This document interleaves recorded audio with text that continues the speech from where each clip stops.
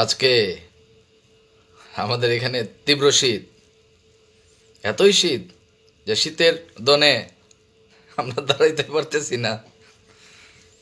ওই যে ছোটন কাকার ডায়লগটা দিলাম আর কি। ছোটন কাকারে চিনেন না?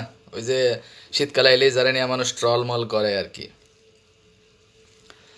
তো যাই হোক, মেলা দিন হইল আমগো শৈশবরে আমরা ডলামলা দেই না। তো যার কারণে ইদানিং দেখলাম হ্যার একটু কুরকুরানি উঠছে। তো টঙ্গীর জায়গা নিয়ে দেখলাম ইদানিং হ্যাঁ হেভি হাউকাউ করতেছে, মানে কুরকুরানি উঠছে আর কি। তো যেহেতু কুরকুরানি উঠছে সেহেতু বিচ্ছু মলম লাগাইয়া একটা কঠিন ডলা তো দেওয়া উচিত নাকি, কি বলেন? যাই হোক, আজকে ডলা দিমু হের একটা ককটেল ডলা। সেই হিসাবে আজকে একটা ককটেল ডলা দিমু। ককটেল ডলা, ককটেল বুঝছেন তো? ওই যে ধরেন whisky, brandy, vodka, Ram, Scotch, জিন এগুলারে গোটা দিয়া মিলাইয়া ককটেল বানায় না, দারু দারু দারু।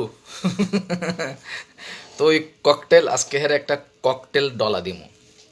মানে গত বেশ কিছুদিন ধইরা হেরে কিছু কই না তো, মানে হেরে মেলা দিন ধরে ধরি না। তো এর লেগা দেখলাম একটু আবার কুরকুরানি বাড়ছে, চুলকানি হের বাড়ছে। তো এই কারণে গত কয়েকটা প্রায় 4-5টা লাইভ হে করছে, কোনো পাল্টা ফিডব্যাক দেই নাই। তো আজকে সব লাইভ একসাথে কইরা এরপরে একটা ককটেল ঘুটা দিমু। সবগুলা লাইভ একসাথে করে ঘুটা দিয়া একটা ককটেল ডলা দিমু আজকে শৈশাবরে। ফকিরাপুল থেকে আলমাসউদ্দিন অলরেডি চলে আসছেন, জি থ্যাংক ইউ। তো শৈশাব, আপনি রেডি অন। বাম্বু আসতেছে, রেডি অন। কাপড় টাপড় খুলে রেডি অন। তো মুরব্বীরা যেহেতু গালাগালি করতে নিষেধ করে, তো গালাগালি আর করবো না, মানে ভদ্রভাবেই আজকে ডলা হবে আর কি। এই হালকা একটু তেল লাগাইয়া হবে আর কি। হ্যাঁ, যাই হোক, হে বেশি চিল্লাইতেছে। টঙ্গীর জাগা লইয়া দেখলাম এর মেলা কুরকুরানি উঠছে। তারপরে যমুনা টিভির একটা প্রোগ্রাম, এটা লইয়া হের মেলা কুরকুরানি উঠছে। আবার আজকে দেখলাম গেট টুগেদার প্রোগ্রাম করছে। এসব গেট টুগেদার ফেট টুগেদারে কুলাইতো না রে। শৈশব, তুমি রিয়েলিটি মাইনে নেও। তোমার 12টা কিন্তু বেজে গেছে। যাই হোক, 12টা আরো বাজাই, ডলা আসতেছে। গত কয়েকটা লাইভের পর্যালোচনা দিয়া এরপরে প্রতিষ্ঠা বার্ষিকীর আলোচনায় কিছু বিষয় আলোচনা করব। তো গত একটা লাইভে হ্যাঁ কইছে, শৈশবে কইছে যে আমগো এই ডিন ভেরিফিকেশন এগুলো নাকি খুব সামান্য বিষয়, এবং এই ডিন ভেরিফিকেশন এগুলো নাকি আসলে এই ধরার মতো কোনো বিষয় না, ছোট বিষয়। তো সেই সব ছোট বিষয়ে ছোট জিনিস পোষাইতেছে না, মোটা বাম্বু লাগবো, আরও মোটা বাম্বু লাগবো। সমস্যা নাই, এই যে এনএফসি কার্ড যে আমরা অর্ডার করতেছি এটা আর একটু মোটা বাম্বু। এরপরে ওই যে আমরা যে ইয়া করবো না, ওই যে 500 পয়েন্ট কি কয় 10 পয়েন্টের যে প্রোডাক্ট কাটবো, এটা আরও একটু মোটা বাম্বু। এরপরে স্টেটমেন্ট যে জেনারেট হইতে যাইতেছে, এটা আরও একটু মোটা বাম্বু। এরপরে 5 তারিখের প্রতিষ্ঠাবার্ষিকীর প্রোগ্রামের মাধ্যমে আনুষ্ঠানিকভাবে যে আমরা চাঁপাইনবাবগঞ্জ থেকে ফয়েজুল ইসলাম, কেমন আছেন? জি ভালো আছি আলহামদুলিল্লাহ। তো বাম্বু, শৈশব, এই যে ডিন ভেরিফিকেশন এসব ছোট জিনিস না, এসবে পোষায় না। মোটা জিনিস লাগবে আরো বাম্বু, ওই যে আরো বাম্বু রেডি হইতেছে, সমস্যা নাই। আচ্ছা, তো শৈশব, টঙ্গীর জায়গা নিয়ে দেখলাম আপনার মেলা কুরকুরানি উঠছে। হ্যাঁ, দরদ খালি আপনাকে আছে, দরদ আমগো নাই। টঙ্গীর জায়গার ব্যাপার যেটা, সেটা নিয়ে একটু আলোচনা করি। আপনি কইতাছেন কোহিনুর কেমিক্যাল এই টঙ্গীর জায়গায় সাইনবোর্ড লাগাইলো, কোহিনুর কেমিক্যাল এই সাহস কেমনে পাইলো, কইতাছেন না শৈশব? ভালো, এটা লেগে আপনি আবার ভালো নতুন বোর্ডেরও দোষ দিতেছেন। কইতাছেন নতুন বোর্ড কি করে, নতুন বোর্ডের দোষ দিতেছেন। ভালো কথা। তো এই যে কাকরাইলে আমগো যে একটা জায়গা আছে, ইশাখা, রাজমণি ইশাখা হোটেলের লগে, এই জায়গায় যে রোজা প্রপার্টিজের সাইনবোর্ড লাগানো হইলো, ওই যে ফালুর মাইয়া যে রোজা, হ্যার নামেই তো ওই যে রোজা প্রপার্টিজ, ওই যে আরটিবি আর কি, রোজা টিভি আরটিবি আর কি। তো ওই যে ওই রোজা প্রপার্টিজের সাইনবোর্ড যে লাগানো হইলো, তখন তো এই বোর্ড আসিল না। তাহলে এই সাইনবোর্ড লাগানোর দায় তাহলে কার? এখন এই যে টঙ্গীর জায়গায় কোহিনুর কেমিক্যালের সাইনবোর্ড লাগানোর ক্ষেত্রে দায় যদি এই বোর্ডের ঘাড়ে পড়ে, তাইলে রোজা প্রপার্টিজের সাইনবোর্ড যখন লাগছিল তখন তো আপনারা আসিলেন, তখন তো এই বোর্ড মোড আসিল না। তাহলে এই সাইনবোর্ডের দায় কার? সেসব খারান কথা আরও আছে, আরও আছে। টঙ্গীর জায়গায় এই কোহিনুর কেমিক্যালের সাইনবোর্ডটা কেমনে লাগলো? চাঁপাইনবাবগঞ্জ থেকে ফয়জুল ইসলাম বলেছেন, এনএফসি কার্ড কি পেমেন্ট না করলে পাবো? না, পেমেন্ট করতে হবে, ইউ মাস্ট পে। আপনি আগে আবেদন করেন, তারপরে পে করে কার্ডটা নিয়ে নেন। গাজী মোহাম্মদ বুরহানুদ্দিন লিখেছেন, ভাই আমাদের যাদের কোনো কাগজপত্র নেই তারা কি করব? কাগজপত্রের প্রয়োজন নাই, অ্যাটলিস্ট একটা আপনার যে কোনো একটা ডেটা বের করেন, ডিন বা সিআইডি বের করেন, করে আপনার কাজগুলো আপনি করে নিতে পারবেন। এনিওয়ে, টঙ্গীর জায়গার ব্যাপার নিয়ে আসি। শৈশব, আপনি টঙ্গীর জায়গার ব্যাপারে কইছেন কোহিনুল কেমিক্যাল এই সাইনবোর্ড লাগানোর সুযোগ কেমনে পাইলো, এই কথা কইছেন না? বেশ কয়েকদিন দেখলাম লাফাইতাছেন, ফালাইতাছেন, লাইভ লুইভ করে হেভি চিল্লাইতাছেন। আপনি যে টঙ্গীর জায়গার ক্ষেত্রে কোহিনুর কেমিক্যাল সাইনবোর্ড কেমনে লাগাইলো এই প্রশ্ন তুললেন, এই প্রশ্নের উত্তর আপনার পূর্বের লাইভেই আছে। কেমনে কইতাছি, পূর্বের একটা লাইভে আপনি কইছেন টঙ্গীর জায়গাটা বায়না করা। আচ্ছা, মোহাম্মদ মানিক সরকার হীরা ওমান থেকে দেখছেন, ধন্যবাদ। যাই হোক, একটা লাইভে আপনি কইছেন ফয়জুল ইসলাম পেমেন্ট করেছেন বলছেন। আচ্ছা, আমি আপনাদের উত্তরগুলো দিব, ফাঁকে আমি কথাগুলো বলবো। ফয়জুল ইসলাম, আপনি যদি পেমেন্ট করে থাকেন, আপনার তো একটা ইন্টারফেস আসছে, এখন আপনাকে ওয়েট করতে হবে আইডি কার্ডের জন্য। অলরেডি যদি পেমেন্ট করে থাকেন এটা হয়ে গেছে, এখন জাস্ট অপশন আসবে ডাউনলোডের, দেন ডাউনলোড করে আমরা এটা নিয়ে নিব, দ্যাটস ইট। এনিওয়ে, টঙ্গীর জায়গার ব্যাপারে আলোচনায় ছিলাম। টঙ্গীর জায়গাটায় সাইনবোর্ড কোহিনুর কেমিক্যাল কিভাবে লাগাইলো বা লাগানোর সুযোগ পাইলো কেমনে, এই প্রশ্নের উত্তর শৈশব, আপনার প্রশ্নের উত্তর আপনার লাইভেই আছে।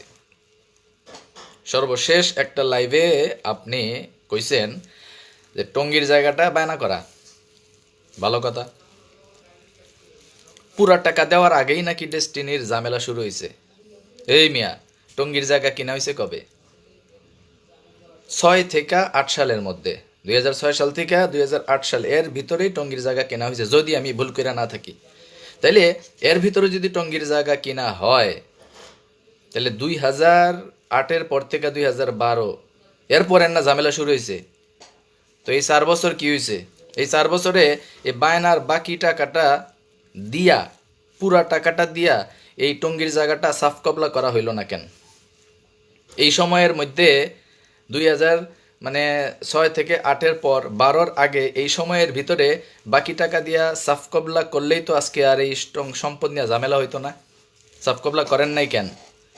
বা ওই সময় ওই তৎকালীন মালিক পক্ষের যেই দায়িত্বশীল, তারা পুরো টাকা দিয়ে সাফ কবলা করে নাই কেন? টাকা ছিল না? সুযোগ ছিল না? ছিল। বরং ওই সময় আপনারা বেস্টেয়ারে 200 কোটি টাকা দিতারেন। আর আমার জানা মতে ওই টঙ্গীর যে জায়গাটা, ওই 56 কোটির মধ্যে সম্ভবত 56 কোটি দিয়ে কিনা, এর ভিতরে কিছু টাকা দিয়েছিলেন, বাকি টাকা দিয়া, পুরা টাকাটা দিয়া জমিটারে পুরা সাফ কবলা করে লাইলে এই ঝামেলা যেহেতু আর হইতো না, তো সাফ কবলা করলেন না কেন? 200 কোটি টাকা বেস্টে আরে দিতারেন, আর ওই সামান্য কিছু টাকা দিয়া পরিপূর্ণ টাকাটা পরিশোধ করে টঙ্গীর জায়গাটা পুরাপুরি সাফ কবলা করতারেন না। শৈশব, আপনি আপনার গুরু রেজায় জিগান। এই যে মুরব্বীরা তো কয় রফিকুল আমিনরে নিয়ে কিছু কইতে না, মুরব্বীরা তো কয় অমুক টমুক নিয়ে কিছু কইতে না। এখন শহীদ হেরে ধরলে তো হের উপরে যে আছে আর একজন, হের দিকেও তো কথা জায়গা। এই যে এখন রফিকুল আমিনের দিকে তো কথা তো যাইবই। যাই হোক, আমি যে এই কথাটা কইতেছিলাম, টঙ্গীর জায়গাটা সাফ কবলা না করার কারণে, শুধুমাত্র বায়না করার কারণে, এখন বাকি টাকা দিয়া সাফ কবলা না করার কারণেই এই সুযোগটা কোহিনুর কেমিক্যাল পাইছে, এটা আমি মনে করি। তো সেই হিসাবে আপনার প্রশ্নের উত্তর আপনি পাইছেন। তাহলে এখন কোহিনুর কেমিক্যাল সাইনবোর্ড লাগানোর সাহস কেমনে পাইল? এই উত্তরটা হইল এই যে জায়গাটা বায়না করা হয়েছিল। আপনি তো কইছেন জায়গাটা যেহেতু বায়না করা হয়েছিল, পুরো টাকা দেওয়া হয় নাই, এই কারণে তারা এই ফাঁকে দিয়ে এই সুযোগটা নিতেছে। যদিও টেনশনের কিছু নেই, আমি আলোচনায় আসতেছি। তো এই বোর্ড ওই সময় কি ছিল, যখন টঙ্গীর জায়গা বায়না করা হয় এবং 12 সালের আগে সুযোগ থাকা সত্ত্বেও পুরো টাকা দিয়ে সাফ কবলা যে করা হয় নাই, তখন কি এই বোর্ড আছিল? তাহলে হুদাই এই বোর্ডরে দোষারোপ করেন কেন? ওই বায়নার টাকা দিয়া, বাকি টাকা না দিয়া বেস্টে আরে 200 কোটি টাকা যারা দিতে আরে, হেরা ওই বাকি টাকা দিয়া সাফ কবলা কেন টঙ্গীর জায়গাটা করলো না, হেটা হেরে গড়ে যায় জিগান। যারা ওই যে আপনি গুরু মানেন না, জেরে হেরে যায় জিগান। আমগো মাহতাবের লগে যে জায়গাটা, এই যে মাহতাব সেন্টারের পিছনে যে জায়গাটা, ওই যে ওই তত্ত্বাবধায়ক সরকারের যে সাবেক উপদেষ্টা ডক্টর আকবর আলী খান, ওনার শাশুড়ির কাছ থেকে যে জায়গাটা কেনা হয়েছিল, আমার জানা মতে এটা কিন্তু পুরো টাকাটা দিয়ে কিনে নেওয়া হয়েছে, মানে সাফ কবলাটা একদম রেজিস্ট্রি করে নেওয়া হয়েছে। এটাতে কেউ এসে সাইনবোর্ড লাগায়? কেন লাগায় না? কারণ এটা পুরোপুরি সাফ কবলা করে নাম রেজিস্ট্রি করে নেওয়া হয়েছে। তো টঙ্গীর জায়গাটাও যদি এরকমভাবে পুরোপুরি টাকা দিয়ে রেজিস্ট্রি করে নেওয়া হইতো, তাহলে কোহিনুর কেমিক্যাল কেন ওর বাপ আইসাও হেনে সাইনবোর্ড লাগাইতে পারতো না? তারপরে যে রোজা প্রপার্টিজের যে জায়গাটা, এটাও সাইনবোর্ড লাগানোর সুযোগ পাইছে কেন? কারণ বায়না করা হয়েছিল। বেশিরভাগ এই কেসই কিন্তু এই জায়গাগুলোতে। তো হুদাই আপনি কাউ কাউ করেন কেন? মানে 5 তারিখের প্রোগ্রাম, তারপর সার্বিক কার্যক্রম যেন বাধাগ্রস্ত হয়, ডিস্ট্রিবিউটররা যেন একটু বিভ্রান্ত হয়, এই কারণেই তো তামসা করতেছেন, কুরকুরাইতেছে না শৈশব? আরো আছে খারান, আপনার বাম্বু শেষ হয় নাই এখনো, আরো খারান আছে আরো। আপনি আরো কইছেন ডেস্টিনি ট্রি প্ল্যান্টেশনের কাছ থেকে 560 কোটি টাকা ধার নিছে 2000 লিমিটেড। Well enough. আরও কইছেন যে মাল্টিপারপাস থেকেও প্রায় 500 কোটি টাকার মতো ধার নিছে 2000 লিমিটেড। তার মানে আপনি একটা হিসাব দিয়েছেন, ডেস্টিনি ট্রি প্ল্যান্টেশন আর ডেস্টিনি মাল্টিপারপাস এই দুই প্রতিষ্ঠান থেকে প্রায় 1000 কোটি টাকার মতো নিছে 2000 লিমিটেড। এটা কইছেন না সেই হিসাব? তো এটা নিছে কেটা? এই বোর্ড নিছে? ওই সময়ে 2000 লিমিটেডের এমডি কাটা ছিল এই বেটা। গালি তো মুরব্বীরা তো খালি কয়, কিছু কইতে না। ওই সময় 2000 লিমিটেডের এমডি কাটা ছিল, ট্রি প্ল্যান্টেশনের এমডি কাটা ছিল, মাল্টিপারপাসের সভাপতি কাটা ছিল। হ্যাঁ, এই যে মাল্টিপারপাস আর ট্রি প্ল্যান্টেশন থেকে প্রায় 1000 কোটি টাকা 2000 লিমিটেডের নামে লোন হইল, এই লোনের কাজটা, লোনটা দিছে কাটা? তোর বাপ রেজা জিগা এই নতুন বোর্ড দিছে লোন? নতুন বোর্ডরে আবার নতুন বোর্ডরে চার্জ করে। তো এই যে 1000 কোটি টাকা লোন, তার মানে কি? এই যে শেষব আপনি যে ভাষ্য দিলেন, তা আমরাই তো এতদিন ধরে তো এটাই কইতাছি যে অ্যাকচুয়ালি ডেস্টিনি 2000 লিমিটেডের তো মূলত কোনো বিজনেস হয়নি, হয়েছে বজুং বাজুং। ওই ট্রি প্ল্যান্টেশনের টাকা দিয়েই, ওই মাল্টিপারপাসের টাকা দিয়েই ওই 2000 লিমিটেডের বেতন দেওয়া হয়েছে, স্যালারি দেওয়া হয়েছে, কমিশন দেওয়া হয়েছে, ডায়মন্ডের গাড়ির দেওয়া হয়েছে, ট্রি প্ল্যান্টেশনের ওইটা দিয়েই মূলত ওই যে ওই হাবিজাবি। তার মানে কি? তার মানে 2000 লিমিটেড অ্যাকচুয়ালি কোনো প্রফিটেবল কোনো অর্গানাইজেশন ছিল আমার মনে হয় না। আলমাসুদ্দিন লিখেছেন জাতীয় ক্রীড়া পরিষদের বিপরীতে প্রায় 1 বিঘা জায়গা, এটা ওই যে আইএফআইসি টাওয়ার, তারা তো অলরেডি বেদখল হয়ে আছে, বলতে এটাও সেম ওই যে ওই বায়না চুক্তি বা হ্যাঁ, এই সবই এরকম ভক্কর চক্কর। তবে তারপরেও অনেক অ্যাসেট আছে আমাদের জনাব আলমাসুদ্দিন, আমাদের চিন্তিত হওয়ার কিছু নাই। যাই হোক, আমি যেটা কইতেছিলাম, ট্রি প্ল্যান্টেশন আর মাল্টিপারপাস এই দুই প্রতিষ্ঠান থেকে প্রায় 1000 কোটি টাকা লোন নিছে 2000 লিমিটেড। এই বোর্ড নিছে রে? এই বোর্ড তো নেয় নাই, তাহলে এই বোর্ডরে আবার ঠেলস কেন? ওই সময় যারা ছিল দায়িত্বশীল, হ্যাগরে যায় জিগা। যাই হোক, তুমি আপনি মিলমিশ করে আইতেছে, মেজাজ মেজাজ খারাপ তো এই জন্য তুমি আপনি চলে আসতেছে। মুরব্বীরা কিছু মনে করেন না, আমি তো অনেক কষ্টে এই ঠান্ডা মাথায় কইতেছি, গালিগুলি কিন্তু দিতাছি না। কিন্তু হ্যাঁ, আকাম কুকাম করতেছে, এগুলো আমরা কিছুই কমু না। আপনারা তো হ্যার মুখ বন্ধ করতে পারেন না, খালি আমগরে কন মুখ বন্ধ রাখতে। আচ্ছা, ভালো কথা। শৈশব, আপনি আরেকটা কথা কইছেন, রফিকুল আমিন বাইরে থাকলে এই যে সর্বশেষ যমুনা টিভি যে নিউজ করলো, এই নিউজটা নাকি করতে পারতো না। তো 12 সালে রফিকুল আমিন তো বাইরেই আসিল, তো বাংলাদেশের সব মিডিয়াই তো নিউজ করছে। আসোদার মতো কথা বলেন কেন? রফিকুল আমিন 12 সালের আগে বাইরে ছিল না? তো তখন তো ঠিকই নিউজ করছে। মানে যমুনা টিভি নিউজ করতো না, হ্যাঁ? আপনি ইয়া না করলেই ইয়া করতো না, হ্যাঁ?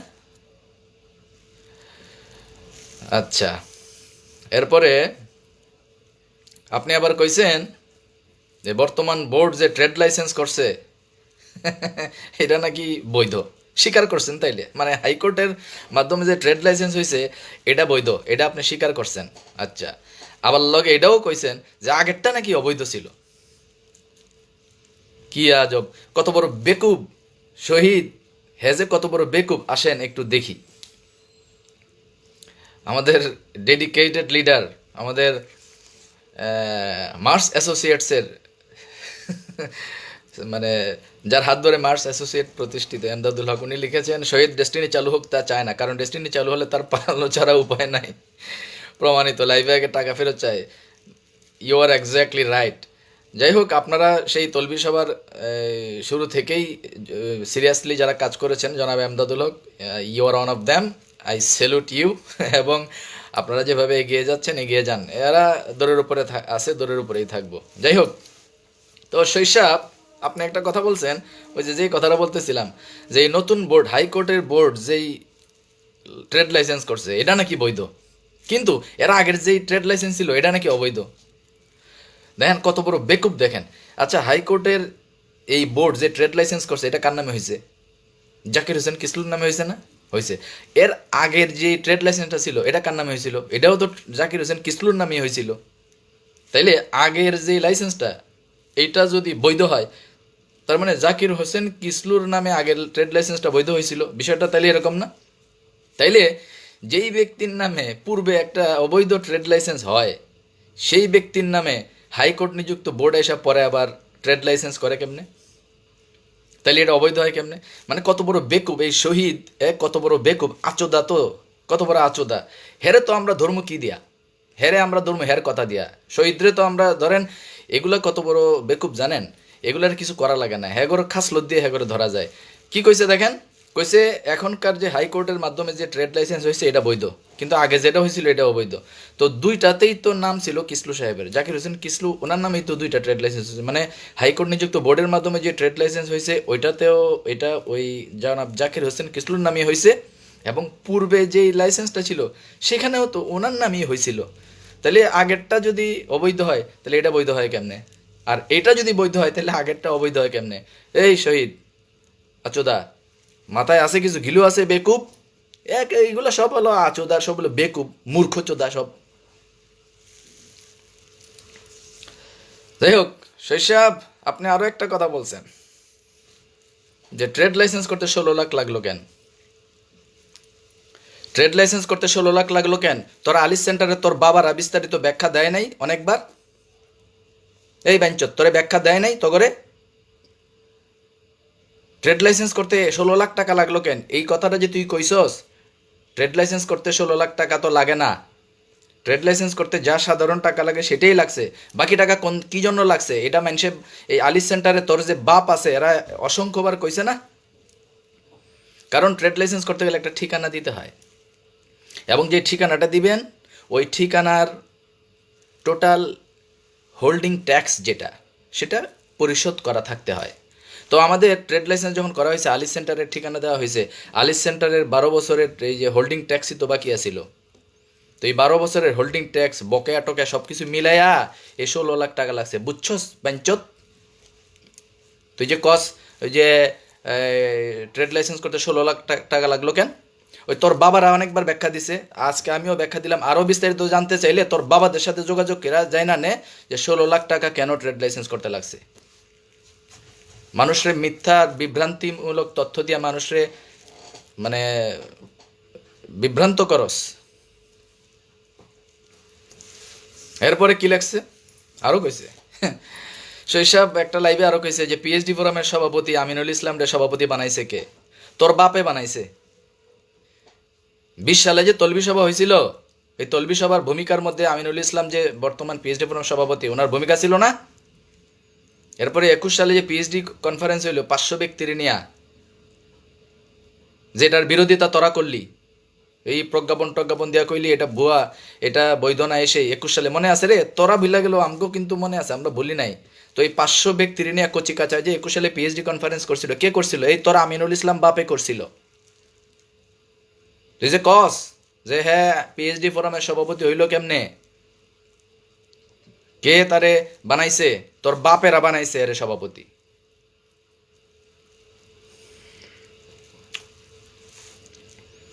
এরপরে আবার কয়, আরেকটা লাইভে কইছে যে কোম্পানিরে এসটিএল দিছি, ওইটা ফেরত দেন। এই তুই কয় টাকার এসটিএল দিছস? 10 লাখ, 15 লাখ, 20 লাখ? এই শহীদ, কয় টাকা দিছস? তো 15 লাখ, 20 লাখ, 30 লাখ এসটিএল যে ফেরত চাস, ওই যে তোর বড় বড় বাপেরা কত দিছে? ওই যে তোর এক বাপ আশরাফুল আমিন কত টাকার কোষের এসটিএল দিছে, খোঁজ নে। 2 কোটি টাকার উপরে এসটিএল তো সেই 12-13 সালের দিকে দিয়ে রাখছিল। এখন যে আলিস সেন্টার যে চলতেছে, টাকা পয়সা কেরা দিতেছে? এ তোর বাপেরাই দিতেছে। তাহলে এই খালি তোর এসটিএল এর কথা যে কস্তে, এদের এসটিএল এর টাকা কে ফেরত দিব? এই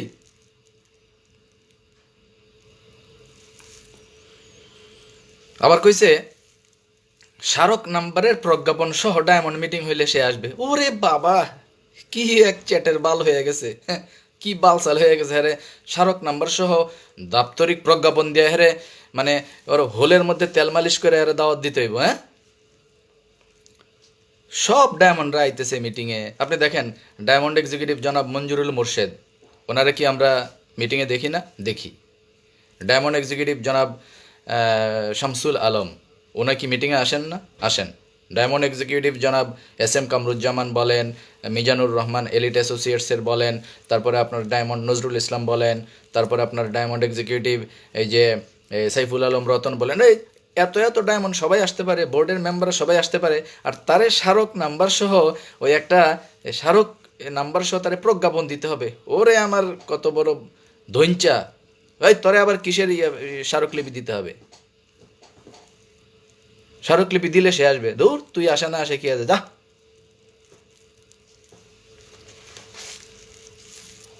আচোদা। যাই হোক, আরো কি কি কইছে শোনেন।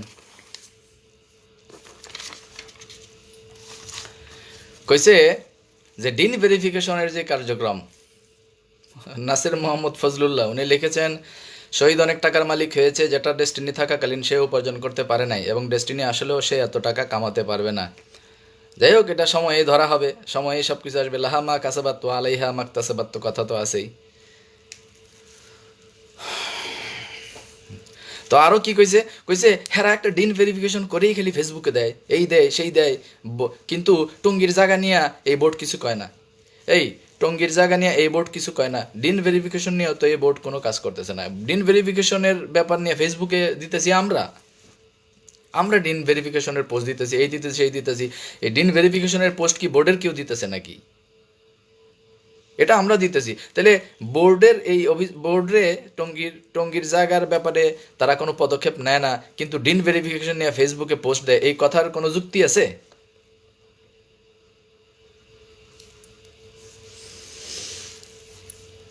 আচ্ছা বম্বু, আরও আছে। আজকে মেলা দিন পরে ককটেল ধরছি, ওরে তো আজকে ছাড়ুম না। মেলা দিন, বহুত মানে বহুত কয়েকদিন লাফাইছে। এরপরে আরও একটা কইছে যমুনা টিভির বিরুদ্ধে হ্যাঁ সব মিডিয়ারে নিয়ে প্রেস কনফারেন্স করব। তুই বাল করবি। আমি মনে করি ওই যে 2013 সালের দিকে এটা মালিক পক্ষের একটা রং ডিসিশন ছিল। কোনটা?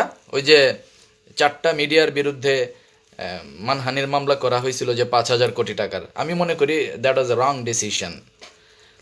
তো মিডিয়ার প্রেস কনফারেন্স করবি, যমুনা টিভির সবাই নিয়ে প্রেস কনফারেন্স, যমুনার বিরুদ্ধে কর তুই, যমুনা টিভির প্রেস।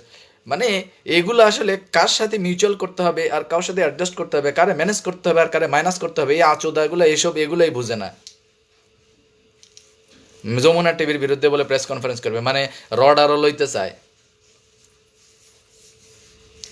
ভাই আপনারা যারা বিনিয়োগকারী আছেন ভাই, আপনারা এই সিম্পল বিষয়গুলো যদি না বুঝেন, ওই এই বেকুব সেকুবের কথায় আপনারা উত্তেজিত, অনেকেই দেখলাম টঙ্গীর জায়গা নিয়ে হা হুতাশ করতেছেন, টেনশন করতেছেন, এই করতেছেন সেই করতেছেন। কাতার থেকে নাসিরুদ্দিন বলেছেন, শহীদ বলছে গাছ নাকি বিক্রি করছে বর্তমান বোর্ড, এই কত কিছুই তো বলতেছে ওরে। খালি মুরব্বীরা খালি কয় সামালকে সামালকে, এই কারণে আমরা সামহালকে মানে আমরা সামলাই আছি। মুরব্বীরা তো খালি আম করে খালি কয় চুপ থাকতে চুপ থাকতে। যাই হোক, অনেক কথা কইলাম, বাম্বু টাম্বু অনেক দিলাম, এইগুলার কথা কয়ে আসলে হুদাই সময় নষ্ট। তারপরেও মাঝে মধ্যে কইতে হয়, আপনারা বিভ্রান্ত হন। অনেকে দেখলাম হেভি টেনশন করতেছেন টঙ্গীর জায়গা নিয়ে। এই মা টঙ্গীর জায়গা নিয়ে কি হইব মিয়া, আন্তাজে টেনশন করেন কেন? মানে ধরেন আমরা মালিক পক্ষের কাছে কি চাই, বিনিয়োগের টাকা ফেরত চাই, এই তো। তো মালিক পক্ষ কই থেকে টাকা দিব, এটা মালিক পক্ষের ব্যাপার। হ্যাঁ গো, জায়গা একটা কেন, সব জায়গা বেচ্চা টেচ্চা পাবলিকের দখল হয়ে যাক, আমগো কি, আমরা আমগো টাকা পাইলে তো হয়। মালিক পক্ষ কই থেকে টাকা দিব, এটা হ্যাগো ব্যাপার। আদালতে করে রায় দিব, আদালতে করে নির্দেশনা দিব, হ্যাঁ আমগো টাকা দিব। আর আপনি ওই যে সাইনবোর্ড যে রোজা প্রপার্টিজে লাগছে, রোজা প্রপার্টিজ দখল হয়ে গেছে। আমগো ওই যে এই ইয়ার জায়গাটা যেটা ওই যে কল্যাণপুরে যে আর আনসার ক্যাম্প হয়ে রয়েছে, এখানে কি দখল হয়ে গেছে?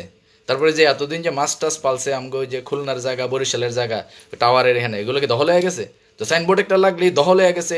আর আপনাদেরও একটা উস্কানি দেয়, আর আপনারাও উস্কানিতে লুঙ্গি খুলা না আছেন। ধর মিয়া, আপনারা মিয়া 12 বছর ধরে গুতাগুতি খায়া এখনো বুঝেন না যে অ্যাকচুয়াল ফ্যাক্ট কোনটা। 5 তারিখের প্রোগ্রামটা নিয়ে যেন আমরা কাজ করতে না পারি। 5 তারিখের প্রোগ্রাম থেকে আপনাকে মনোযোগ সরানির লেগে এই ফাইজলামি করতেছে এই বাটপাড়ের বাচ্চারা, এইসব বুঝেন না ভাই।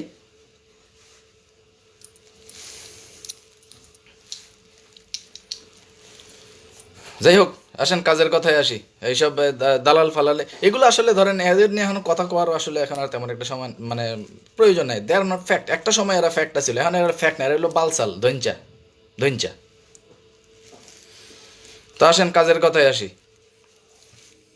বিনিয়োগকারী যারা আছেন, ওই যে যারা ডিন ভেরিফিকেশন, ডিন অ্যাক্টিভেশন, এই বোর্ড এইটা করে না কেন, ওইটা করে না কেন, এই হয় না কেন, সেই হয় না কেন, জায়গা দখল হয় কেন, অনেক কিছু নিয়ে যারা টেনশন করেন, এগুলোর লগে একটু আলোচনা করি এবার। আসেন আপনাদের লগে একটু কুস্তাকুস্তি করি।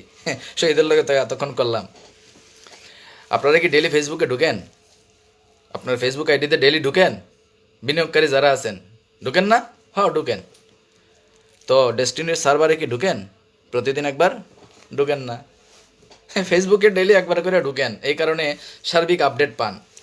কিন্তু ডেস্টিনির সার্ভারে একবার করে ঢুকেন না, এই জন্য সার্বিক আপডেটও পান না।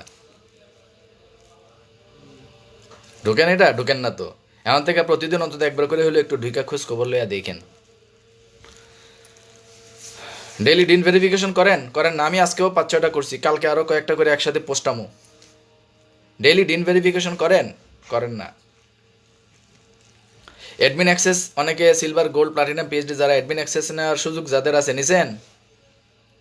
নেন না। 5 তারিখের টিকিট কীভাবে নিব? ফয়জুল ইসলাম, চাঁপাইনবাবগঞ্জ থেকে বলেছেন। লিখে চলে আসেন, চলে আসেন, আপনি ব্যবস্থা হয়ে যাবে। এখানে একটা মিনিমাম একটা এন্ট্রি ফি আছে।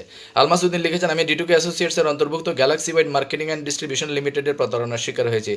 আপনার মতো আরও অনেকে হয়ে গ্যালাক্সি ওয়াইড, এটা হলো ওই যে আপনার ওই যে রাশ প্রজেক্টের রিসার্কুলেটিং অ্যাকোয়াকালচার সিস্টেম, রাশ প্রজেক্ট ভক্কর চক্করে যে একটা ইয়া করছিল হেডে আর কি। যাই হোক, ডিস্ট্রিবিউটরদের উদ্দেশ্যে যে কথাগুলো বলতেছিলাম সেগুলো বলি। প্রতিদিন ডিন ভেরিফিকেশন করেন? করেন না। প্রতিদিন ডিন অ্যাক্টিভেশন করেন? করেন না। ফেসবুকে প্রতিদিন ঢুকেন, কিন্তু ডেস্টিনি সার্ভার প্রতিদিন ঢুকেন ভাই? ঢুকেন না। এর লেগে আপডেটও পান না। আর না খুঁজা না দেখা হুদাই হুতাশে খালি চিল্লান। আচ্ছা, এনএফসি কার্ডের অর্ডার কয়জন করছেন? করছেন?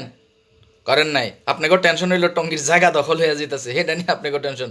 তো ধরেন টঙ্গীর জায়গা দখল হয়েই গেল ধরেন, তো আপনি ডিস্ট্রিবিউটর হিসেবে কি করতে পারবেন? চিল্লাচিল্লি করা ছাড়া আর কিছু করতে পারবেন? আর টঙ্গীর জায়গা দখল, আমি তো শুরুতেই কইছি যে সার্বিক বিষয়, এগুলো একটা জায়গায় একজন একটা সাইনবোর্ড লাগাইতেই পারে, কিন্তু এটাই চূড়ান্ত দখল না। আর এগুলো ওই যে কইলাম না, যে জায়গাগুলোতে শুধু বায়নাজনিত ঝামেলা আছে, পুরো টাকা না দিয়া খালি বায়না করেছিল, এই লোকগুলোই একটু চেষ্টা করতেছে যাতে বায়নার টাকাটা যেটা নিছে সেটা খায়া বাকি টাকাটা আর নেবো না, জায়গাটা চামে নিয়ে নিতে চায়, এটা টুকটাক একটু করতেছে। এগুলো নিয়ে টেনশনের কিছু নাই। হাইকোর্ট অ্যাপয়েন্টেড বোর্ড এবং হাইকোর্টের রায় আমগো পক্ষে আছে, আর আপনারা এইসব বালের টেনশন করেন কোহিনুর কেমিক্যাল সাইনবোর্ড লাগাইলো কেন? মিয়া যাই হোক, আবার অনেকেই কন এনএফসি কার্ডের অর্ডার করতে এত তথ্য লাগে কেন? আচ্ছা, আলমাসুদ্দিন লিখেছেন পাহাড়ের মধ্যে মাছ চাষ আজব প্ল্যান। মানে আল্লাহর কি কুদরত, পাহাড়ের মধ্যে হলো মাছের এই ঘের আর কি। মাশাল্লাহ, কুদরত আর কুদরত, এলাহি কুদরত ছিল গত এক যুগ, আমরা এই কুদরতের মধ্যে আসিলাম আর কি। যাই হোক, আবার অনেকেই যে এনএফসি কার্ডের ব্যাপারে অনেকেই কন ভাই এত তথ্য দেওয়া লাগে কেন, অনেকেই কন যে এত তথ্য দেওয়ার লাগে কেন, বিরক্ত হয়ে যান। আপনাদের উদ্দেশ্যে কই ভাই, আপনারা ব্যাংক অ্যাকাউন্ট করতে গেছেন, করছেন, তো এইগুলা যা যা আছে ব্যাংক অ্যাকাউন্ট করতে এগুলা লাগে না? লাগে। তো ব্যাংক রে তো তখন কর না এত কিছু লাগে কেন? ব্যাংক রে তো এটা না করে ঠিকই দিয়া দেন। তো ডেস্টিনির ক্ষেত্রে এসে এত মুসরামুসরি করেন কেন ভাই? এই তথ্যগুলা দিলে সমস্যা কি? এগুলো তো টুডে অর টুমোরো লাগবেই। আপনি একটা ফাইনালাইজ ফরমেশনে আসতেছেন, মানে ডেস্টিনির বিজনেস সিস্টেমটা চূড়ান্ত পর্যায়ে একটা ফাইনালাইজ ফরমেশনে আসছে, তো এখন সব তথ্য আপনি দিবেন না? আপনি ব্যাংক অ্যাকাউন্ট করতে গেলে সব তথ্য দেন, কাউরে কিছু কন না। এখানে এসে এনএফসি করতে গিয়ে যায় আপনি কনে এত এত এত এত তথ্য লাগে কেন? ভাই এইগুলা বাদ দিয়া আসেন, আমরা মানে কাজটা করেন। মালিক পক্ষ যখন যে টেন্ডার দেয়, যখন যে দায়িত্ব দেয়, সেই কাজটা করেন। আপনি করে কইছে 5 তারিখের প্রোগ্রাম করতে, আপনারা চিল্লাইতেছেন টঙ্গির জায়গা গেল গা, কই গেল গা মিয়া? 5 তারিখের প্রোগ্রামের দিকে মনোযোগ দেন। 5 তারিখের প্রোগ্রামটা আমরা যেন সাকসেসফুলি করতে না পারি, 5 তারিখের প্রোগ্রাম থেকে আমাদের মনোযোগ সরানোর জন্যই এই তামাশা চলতেছে ভাইজান। এই সিম্পল বিষয় যদি না বুঝেন, ঠেললে বুঝামো আপনি করে। 23 তারিখে আমরা যে প্রোগ্রামটা করলাম কচিকাজায়, সাকসেসফুলি একটা প্রোগ্রাম। এখন আমাদের পরবর্তী চ্যালেঞ্জ 5 তারিখের প্রোগ্রাম, এটা নিয়ে আমি আসবো আলোচনায় একটু পরে। আচ্ছা, যারা এতদিন চিল্লাইছিলেন যে পেমেন্ট গেটওয়ে হয় না কেন, পেমেন্ট গেটওয়ে হয় না কেন, তো এখন তো ভাই বিকাশ পেমেন্ট গেটওয়েতে ইন্টিগ্রেটেড হয়েছে, তো আপনি এখন বিকাশের টাকা দিয়ে এনএফসির অর্ডার করেন না কেন ভাই? আরেকটা প্রশ্ন করি, এই হাইকোর্টের কার্যক্রম এবং সার্বিক বিষয়গুলো যদি বৈধ না হয়, তাহলে বিকাশ আমগুলোকে ইন্টিগ্রেট হইল কেমনে? বিকাশ কি বেকুব? বিকাশ কি এটা বোঝে না যে কোনটা বৈধ আর কোনটা অবৈধ? তো বিকাশ যে আমাদের সাথে ইন্টিগ্রেটেড হইল, বিকাশ জানে হাইকোর্ট অ্যাপয়েন্টেড বোর্ড এবং তাদের all activities are valid, that's why they are integrated with us. বুঝছেন নি ভাইজান? বিকাশের মাধ্যমে লেনদেন করতেছে ইন্টিগ্রেটেড হইয়া ডেস্টিনির সার্ভার। এরপরেও যদি আপনি চিন্তা করেন এটা বৈধ না অবৈধ, তাইলে ভাই বৈশা বৈশা মুড়ি খান, শীতের দিন আছে, বৈশা বৈশা মুড়ি খান। আপনি চিন্তা করতেছেন এটা হাইকোর্ট বৈধ না অবৈধ, এই সার্বিক কার্যক্রম বৈধ না অবৈধ, আর অলরেডি বিকাশ আমগুলোকে ইন্টিগ্রেটেড করে বইয়া রয়েছে। বিকাশে পেমেন্ট আমরা অলরেডি করতেছি, আর আপনি টেনশন করেন যে এইটা বৈধ না অবৈধ। হ্যাঁ ভাই, আপনাকে আর বোঝানোর কিছু নাই ভাই, আমরা অনেক বুঝাইছি, আর বুঝাই তারুম না। যাই হোক, নতুন বোর্ডের প্রতি দুইটা আবেদন আছে এখন। একটা হলো আপনাদের সেভ হবে, আপনাদের ফিনান্সিয়াল একটা কস্টিং সেভ হবে। কি সেটা? আমরা যারা ঢাকায় আছি, আমাদের এনএফসি কার্ডের অর্ডার আমরা যারা করছি, আমাদেরটা কুরিয়ারে পাঠানোর মনে হয় দরকার নাই। আমরা ধরেন যারা ঢাকায় আছি, আমরা অফিস থেকে এসে কার্ডটা রিসিভ করে নিলাম। যেমন আমি যে আবেদন করছি বা সেই, এখন ধরেন আমাদের ঠিকানায় যদি আপনারা কুরিয়ার পাঠান, তাহলে যারা ঢাকায় যারা আছে এদের কুরিয়ার পাঠাতে গেলে যে খরচটা হবে, যদি আমরা একটু কষ্ট করে আলিসে এসে আমাদের কার্ডটা নিজেরা বুঝা নেই, তাইলে কুরিয়ারের খরচটা কিন্তু মালিক পক্ষের বাইচা যাবে। সেই ক্ষেত্রে মালিক পক্ষের কস্টিংটা একটু সেভ করার জন্য আমার মনে হয় এটা করা যেতে পারে। মালিক পক্ষ আশা করি বিষয়টা বিবেচনা করবেন, এবং ঢাকায় আমরা যারা আছি আশা করি আমরাও বিষয়টা বিবেচনা করব, এবং একটু কষ্ট হলেও আমরা অফিসে এসে প্রয়োজনে এনএফসি কার্ডটা নিয়ে যাব। তাহলে আমার মনে হয় উভয় পক্ষের জন্য এই বিষয়টা ভালো হবে। আর মালিক পক্ষের কাছে আরেকটা আবেদন আছে, প্রবাসীরা এনএফসি কার্ডের অর্ডার অনেকেই করতে চান।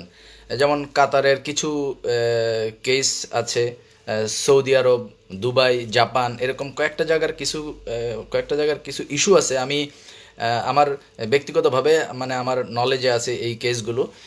ওনারা অনেকেই এনএফসি কার্ডের অর্ডার করতে চান, কিন্তু টেকনিক্যাল দুইটা প্রবলেম, বেসিক্যালি দুই ক্যাটাগরির প্রবলেম ওনারা ফেস করছেন। নাম্বার ওয়ান, মানে ইন্টারন্যাশনাল পেমেন্ট গেটওয়ের একটা ঘাটতি, যেহেতু আমাদের এখানে এখনও ইন্টারন্যাশনাল পেমেন্ট গেটওয়ে অ্যাড হয় নাই, আশা করি সামনে হবে।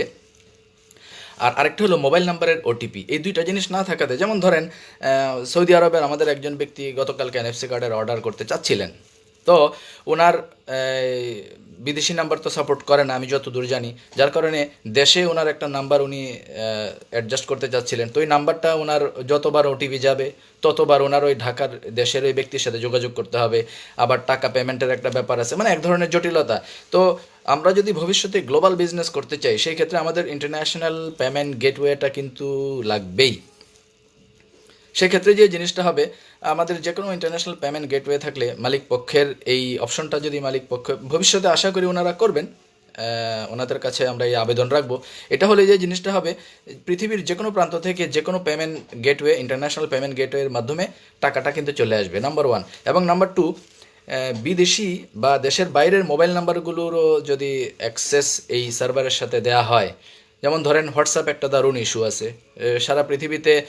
হোয়াটসঅ্যাপের সার্ভিসটার কারণে এই বিদেশি নাম্বারগুলো যদি হোয়াটসঅ্যাপের সার্ভিসটা ঠিকমতো পাওয়া যায়, এবং এটা অলরেডি হোয়াটসঅ্যাপে অনেকেই বিদেশে ব্যবহার করেন, সেই ক্ষেত্রে আমাদের সার্ভারে বিদেশি নাম্বারের একটা অ্যাক্সেস যদি থাকে, আমি জানি না মালিক পক্ষ এই ব্যাপারে কাজ করছেন কিনা, হয়তো বা করছেন, তাহলে যে জিনিসটা হবে, বাংলাদেশের কারো নাম্বার দিয়ে বারবার ওটিপির জন্য বিদেশ থেকে বাংলাদেশের লোকদেরকে ফোন দিয়ে ওটিপি নিতে হবে না। বিদেশি নাম্বারের অ্যাক্সেসগুলো থাকলে যারা প্রবাসে আছেন তারা তাদের ওই প্রবাসে যে নাম্বার ব্যবহার করছেন ওইখানেই তাদের কাছে ওটিপি যাবে, ওইখান থেকে তারা যতবার লগ ইন করবেন, বের হবেন, ঢুকবেন, ততবারই তারা তাদের ওটিপি দিয়ে তাদের কাজগুলো করতে পারবেন।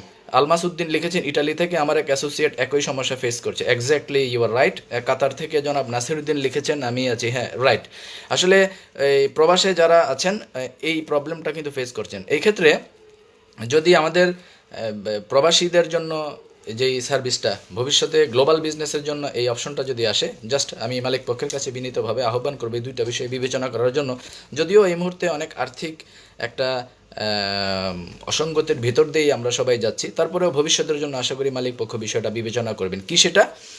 নাম্বার ওয়ান, এনএফসি কার্ডের অর্ডারের ক্ষেত্রে ইন্টারন্যাশনাল পেমেন্ট গেটওয়ের সংযোজন যদি হয়, সেক্ষেত্রে দেশের কারো সহযোগিতা ছাড়াই বিদেশে বসেই ওনারা ইজিলি তাদের এনএফসি কার্ডের অর্ডার বা যে কোনো বিজনেস ট্রানজ্যাকশন করতে পারবেন, ইন্টারন্যাশনাল পেমেন্ট গেটওয়ে যদি এটার সাথে আমাদের সার্ভারের সাথে যদি ইন্টিগ্রেটেড হয়, নাম্বার ওয়ান। নাম্বার টু, ওটিপির যে ঝামেলাটা ফেস করেন আমাদের প্রবাসী বিনিয়োগকারীরা, যদি আমাদের প্রবাসী বিনিয়োগকারী যারা বিদেশের যে নাম্বার যেগুলো আছে, এই বিদেশি নাম্বারগুলো যদি আমাদের সার্ভারের সাথে অ্যাক্সেসের একটা অপশন থাকে, সেই ক্ষেত্রে আমাদের বিদেশি প্রবাসী বিনিয়োগকারীরা তারা তাদের নাম্বারতেই থেকে ওটিপি লেনদেন, মানে ওটিপির মাধ্যমে লগ ইন, লেনদেন, যে কোনো কাজ তারা করতে পারবেন।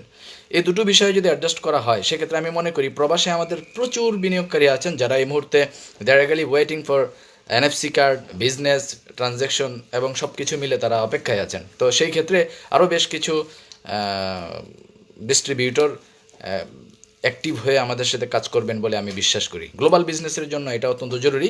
মালিক পক্ষের কাছে আবারও বিনীতভাবে আহ্বান করছি, আমরা যদি গ্লোবালি বিজনেস করতে চাই, সেই ক্ষেত্রে this two issue is very important. International payment gateway এবং ওয়ার্ল্ড ওয়াইড বিদেশি নাম্বারগুলো সংযুক্তির একটা বিষয় যদি থাকে আর কি, মালিক পক্ষের কাছে এই দুটো ব্যাপারে আবেদন রাখছি আমরা। ধন্যবাদ। এর বাইরে আমরা ধন্যবাদ দিব আজকে কিছু স্পেসিফিকভাবে কিছু ব্যক্তিকে। আমি আমাদের একজন ডায়মন্ড এক্সিকিউটিভ, একাধারে কোম্পানির একজন শেয়ার হোল্ডার এবং একই সাথে বর্তমান বোর্ডের একজন পরিচালকও বটে, আমি আমাদের সদা হাস্যোজ্জ্বল এবং অত্যন্ত জেন্টাল পার্সোনালিটির অধিকারী জনাব সাইফুল আলম রতন, ওনাকে আমি বিশেষভাবে ধন্যবাদ দিতে চাই এই জন্য যে গত এক মাসে আমাদের প্রতিষ্ঠানের প্রাতিষ্ঠানিক বিভিন্ন কাজে এবং বিভিন্ন অ্যাক্টিভিটিসে উনি ফিনান্সিয়ালি খুব সহযোগিতা করেছেন। তো জনাব সাইফুল আলম রতন, আপনার প্রতি আমরা অশেষ অশেষ কৃতজ্ঞতা প্রকাশ করছি। আপনি প্রকৃত অর্থেই ডেস্টিনির জন্য কাজ করছেন, সবাই করছেন, you are one of them, এবং আপনার এই সহযোগিতার ব্যাপারে আমরা আপনার প্রতি আন্তরিকতা এবং কৃতজ্ঞতা প্রকাশ করছি। আনোয়ার হোসেন লিখেছেন, আমার ডিন নাম্বারটা কীভাবে চালু করবো? ডিন নাম্বার চালুই আছে, মানে আপনার ডিন সিআইডি সবই তো চালু আছে, আপনি জাস্ট ডিনটা ভেরিফিকেশন করে নেন। আর আমি লাইভ শেষে লিঙ্ক দিয়ে দেবো, ওই লিঙ্ক থেকে ঢুকে আপনি ডিন ভেরিফিকেশনটা করে নিতে পারবেন। জনাব আনোয়ার হোসেন আপনাকে বলছি। এনিওয়ে, জনাব সাইফুল আলম রতন, আপনাকে অশেষ অশেষ ধন্যবাদ। আপনার ফিনান্সিয়াল সাপোর্ট দিয়ে প্রতিষ্ঠানকে এত দূর নিয়ে আসার ক্ষেত্রে একটা উল্লেখযোগ্য ভূমিকা রাখছেন আপনি, এই জন্য আপনাকে ধন্যবাদ এবং কৃতজ্ঞতা জানাই। আমাদের আরও একজন ডায়মন্ড এক্সিকিউটিভ জনাব মিজানুর রহমান, এলিট অ্যাসোসিয়েটসের, ওনাকেও আমরা বিশেষভাবে ধন্যবাদ দিতে চাই। আমি যত দূর জানি ডায়মন্ড এক্সিকিউটিভদের মধ্যে ওনার টিমে সবচেয়ে বেশি ডিন অ্যাক্টিভেশন, ডিন ভেরিফিকেশন আমি নিজের চোখেই দেখেছি। যেমন গত 23 তারিখের প্রোগ্রামের পরে সিলেট থেকে ওনার ওই যে মাসুদ ঋতু গ্রুপ নামে যে ওনার যে অ্যাসোসিয়েটস একটা সেলস অ্যাসোসিয়েশন আছে, ওইখান থেকে অনেকেই আসছিলেন এবং আমি নিজে দেখেছি অনেকে এসে ক্যাশ টাকা দিয়ে অনেকগুলো কার্ডের অর্ডার করে গেছেন। তো জনাব মিজানুর রহমান, এলিট অ্যাসোসিয়েটসের ডায়মন্ড এক্সিকিউটিভ, আমরা আপনাকেও বিশেষভাবে ধন্যবাদ দিতে চাই যে প্রতিষ্ঠানের এই স্টার্টিং মোমেন্টে আপনি ব্যবসায়িক এবং সার্বিক প্রেক্ষাপটে প্রতিষ্ঠানকে একটা গুরুত্বপূর্ণ সহযোগিতা করে যাচ্ছেন আপনার টিমের মাধ্যমে। So special thanks goes to you জনাব মিজানুর রহমান, এলিট অ্যাসোসিয়েটসের সিএম, আপনাকে ধন্যবাদ। ধন্যবাদ জানাচ্ছি আমাদের আরও দুজন ডায়মন্ড এক্সিকিউটিভ, জনাব শামসুল আলম এবং ডায়মন্ড এক্সিকিউটিভ জনাব SM কামরুজ্জামান। এই দুইজনের যৌথ প্রযোজনায় এবং তদারকিতে আয়োজক কমিটির দায়িত্বশীল হিসেবে ওনারা 23 তারিখে একটা সুন্দর প্রোগ্রাম আমাদেরকে উপহার দিয়েছেন কচিকাচায়, এবং আশা করছি আগামী 5 তারিখে আমাদের যে প্রতিষ্ঠাবার্ষিকী, সেই প্রতিষ্ঠাবার্ষিকীও অত্যন্ত সাকসেসফুলি চমৎকারভাবে ওনারা দুজন আমাদেরকে আয়োজক কমিটির দায়িত্বশীল হিসেবে উপহার দিবেন, আমরা এই আশাবাদ ব্যক্ত করছি। এবং ডায়মন্ড এক্সিকিউটিভদেরকে এক ছাতার নিচে এনে একটা মানে জয়েন্ট কম্বিনেশনে ডেস্টিনিকে পজিটিভ ওয়েতে এগিয়ে নিয়ে যাওয়ার জন্য এই দুইজন ব্যক্তি খুব সিরিয়াসলি কাজ করেছেন, আমি নিজে থেকে দেখেছি। জনাব ডায়মন্ড এক্সিকিউটিভ জনাব শামসুল আলম এবং ডায়মন্ড এক্সিকিউটিভ জনাব SM কামরুজ্জামান, আপনাদের দুইজনের প্রতি অশেষ অশেষ কৃতজ্ঞতা। আর ধন্যবাদ জানাচ্ছি আমাদের হাইকোর্ট অ্যাপয়েন্টেড বোর্ডের কার্যক্রমের সাথে সম্পৃক্ত যারা আছেন আপনাদের সবাইকে। আর হাইকোর্ট অ্যাপয়েন্টেড বোর্ডের বাইরে আমাদের প্রবাসে যারা আছেন, বিশেষ করে প্রবাসে অবস্থান করে ডায়মন্ড এক্সিকিউটিভ শেয়ার হোল্ডার এবং শীর্ষ কর্মকর্তাদের সাথে যিনি চমৎকারভাবে সমন্বয় করে একটা লিডিং রোল প্লে করছেন, আওয়ার অনারেবল ফাউন্ডার ডিরেক্টর জনাব গফরানুল হক, লায়ন মোহাম্মদ গফরানুল হক, আপনার প্রতিও আমরা অশেষ অশেষ কৃতজ্ঞতা প্রকাশ করছি। এর বাইরে আমাদের অ্যানাদার 2 ফাউন্ডার ডিরেক্টর জনাব মেজবাউদ্দিন স্বপন এবং জনাব সাইদুর রহমান, আপনাদের দুজনের প্রতিও অশেষ কৃতজ্ঞতা প্রকাশ করছি। ফয়জুল ইসলাম লিখেছেন, নতুন স্পন্সর কখন থেকে করা যাবে একটু জানান। সম্ভবত 5 তারিখের প্রোগ্রামের পর থেকে নতুন স্পন্সর করা যাবে ইনশাআল্লাহ। আমি এটা নিয়ে একটু আলোচনায় আসবো একটু পরে। অ্যাকচুয়ালি নতুন স্পন্সরের চেয়ে এই মুহূর্তে আমাদের রিক্রুটিং প্রোডাক্টের ব্যাপারে আমাদের একটু গুরুত্ব দেওয়া উচিত।